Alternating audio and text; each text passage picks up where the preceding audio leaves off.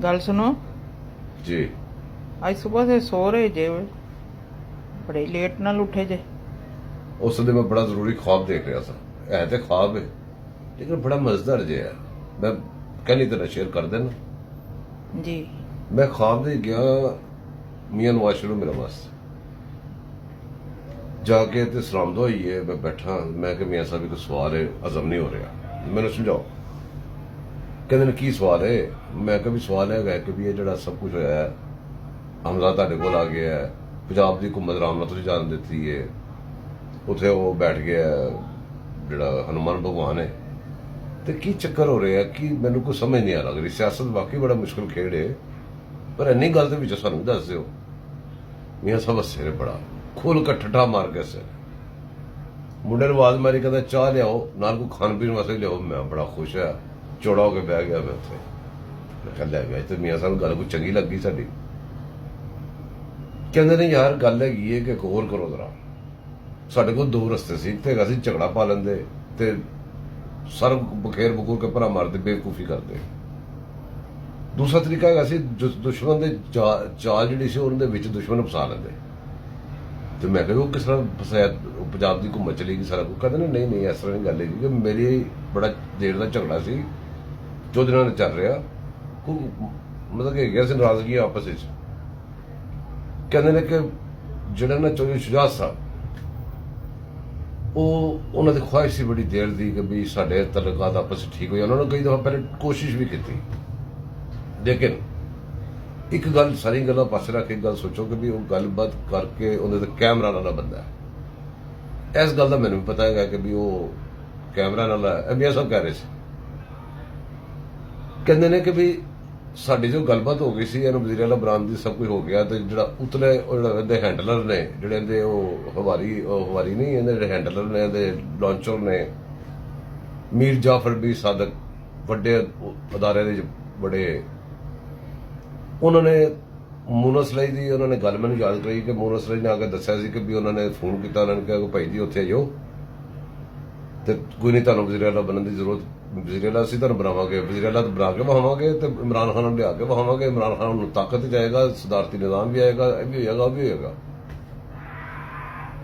कहते ने कि उठ के उधर चले गए परवेज लाई, तो साडे कोल असीं हैरान परेशान हो गए, मैं भी शुजात साहब भी सारे परेशान हो गए। मियां साहब कहते फिर असीं हिसाब लाया कि ठीक है इनू इंज चलन दो, बजाय इहदे कि भी इत्थों खरीदारियां शुरू होन, सब कुछ हो भी खरीदारियां करन, असीं भी करिए या होर कोई कर्म करिए, जान दो। कित्थे चले जाणगे? पंजाब की हुकूमत कोई इहो जी चीज थोड़ी लैके नस जाना है।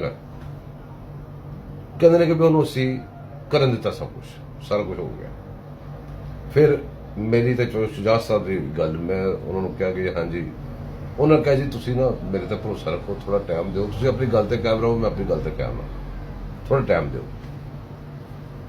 शुजात साहब ने टैक्नीकल जी गेम खेडी, इलैक्शन कमीशन को लैटर लिखा, सब कुछ करके परवेज लाई नूं इत्थे लिया खड़ा कर लिया कि एक लैटर दी मार, सिर्फ एक लैटर लिखे कि इन्हां डी सीट कर दिओ, ते परवेज लाई सिर्फ इत्थों डी सीट नहीं हुंदा, दोबारा इलैक्शन लड़ के जित भी नहीं सकदा, उनकी सियासत दफन होंदी है। परवेज लाई नस्या फिर भाजी कोल, शुजात साहब कोल, उन्होंने कहा भाजी तुसीं गुस्सा ही कर गए हो, बैठ के गलबात कर लैंदे, ना करना लैटर ना लिखना, तुहाडी मेहरबानी, इस तरह तुसीं आ गए हो, अगे ना जाना, मेरे को गलती हो गई, मैनूं माफी दे दो। उन्होंने कहा फिर इत्थे बैठ कंजरा, वो बड़ा भरा है, छोटे भरा नूं कह सकदा कंजर, इस तरह ना गुस्सा ना करना।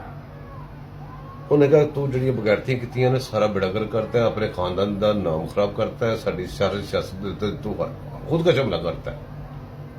उन्होंने खुद कशिश हमले दे अगे तू खलोता है, उन्हें मैं नहीं खलोता है। तू अगर वापस कशिश सवार होना चाहना तो एक गल उही कि उत्थे ही आ वापस। उन्हें कहा जी खुदा दा नां जी, मैं जो कहोगे करांगा, मैनू जिथे तुसीं खिलारोगे, कहना मैं तेरे वजीर आला भी रखांगा, सब कुछ रखांगा, बंदे दा पुत्तर बन जा। मन गया। फिर उन्होंने मसला है सी कि भी वो हमजा बेचारे ने बड़ी मेहनत की सी, बड़ा खपिया खुपिया सी। वो फिर मियां साहब का सारे छड़ दो, मियां साहब कहते ने मैं फिर बुलाया आप अपने को, मैं कहा तेरा पुत्र है इत्थे बह मेरे को, बिठा कर उसने समझाया कि पुत्र छोटी छोटी गल्लां जिहड़ियां ना तू साल डेढ़ साल की गल है, फिर इलैक्शन हो जाने, तू जो मर्जी वजीर आला बन जाई, इस टाइम जो ना तू हैंडसअप कर जा, तेन जो असीं कहीए ਤੂੰ ਉਹਨੂੰ ਵਜ਼ੀਰ ਆਲਾ ਮੰਨ ਲਈ, ਉਹਨੂੰ ਅਸੀਂ ਨੂਨ ਲੀਗ ਦਾ ਵਜ਼ੀਰ ਆਲਾ ਕਰ ਲੈਣਾ, ਇਹਨਾਂ ਦੀ ਹਕੂਮਤ ਉੱਥੇ ਚਲੀ ਜਾਣੀ ਹੈ, ਫਾਰਗ ਹੋ ਜਾਣਾ। ਫਾਰਨ ਫੰਡਿੰਗ ਉਰੇ ਪਰੇ ਸਾਰੇ ਕੇਸ ਖੁੱਲਦੇ ਪਏ ਨੇ, ਤੇ ਕੇਸ ਤਾਂ ਸਾਰੇ ਦੇ ਹੀ ਪੈਣੇ ਨੇ, ਕੋਈ ਬੰਦਾ ਤੇ ਬਚਣਾ ਹੀ ਨਹੀਂ ਹੈਗਾ। ਤੇ ਉਹ ਮੈਂ ਸਿਰ ਨੂੰ ਫੜ ਲਿਆ, ਮੈਂ ਕਿਹਾ ਮੀਆਂ ਸਾਹਿਬ ਮੇਰਾ ਤਾਂ ਸਿਰ ਚਕਰਾ ਗਿਆ, ਐਡੀ ਡੂੰਘੀ ਸਿਆਸਤ ਹੁੰਦੀ ਹੈ। ਹੱਸੇ ਨੇ ਕਹਿੰਦੇ ਨੇ ਕਿ ਵੀ ਐਡਾ ਸੌਖਾ ਕੰਮ ਨਹੀਂ ਹੁੰਦਾ ਸਿਆਸਤ, ਲੋਕੀ ਸਮਝਦੇ ਨੇ ਅਸੀਂ ਮੌਜਾਂ ਕਰਦੇ ਪਏ ਹਾਂ।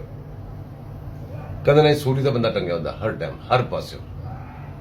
ਪਰ ਮੈਂ ਬੜਾ ਖੁਸ਼ ਹੋਇਆ, ਮੈਨੂੰ ਮੇਰੇ ਸਵਾਲਾਂ ਦੇ ਜਵਾਬ ਮਿਲ ਗਏ। ਮੈਂ ਫਿਰ ਆਉਣ ਲੱਗਾ, ਮੈਨੂੰ ਮੀਆਂ ਸਾਹਿਬ ਕਹਿੰਦੇ ਨੇ ਗੱਲ ਸੁਣੋ। ਮੈਂ ਕਿਹਾ ਜੀ। ਕਹਿੰਦੇ ਨੇ ਮੈਂ ਤੁਹਾਨੂੰ ਕਿਉਂ ਕਿਹਾ, ਪਹਿਲਾਂ ਗੱਲ ਸੁਣੋ। ਮੈਂ ਕਿਹਾ ਜੀ ਮੈਨੂੰ ਨਹੀਂ ਪਤਾ। ਕਹਿੰਦੇ ਤੁਹਾਡੀ ਮੈਂ ਟਿਕਟੌਕ ਤੇ ਵੀਡੀਓ ਵੇਖਦਾ ਰਹਿਣਾ, ਉਹ ਗੱਲ ਸੁਣੋ ਤਾਂ ਮੈਂ ਤੁਹਾਡੇ ਛੇੜਿਆ। ਮੈਂ ਬੜਾ ਹੱਸਿਆ, ਹੱਥ ਮਿਲਾਇਆ ਤੇ ਘਰ ਆ ਗਿਆ ਤੇ ਮੇਰੀ ਨੀਂਦਰ ਖੁੱਲ ਗਈ।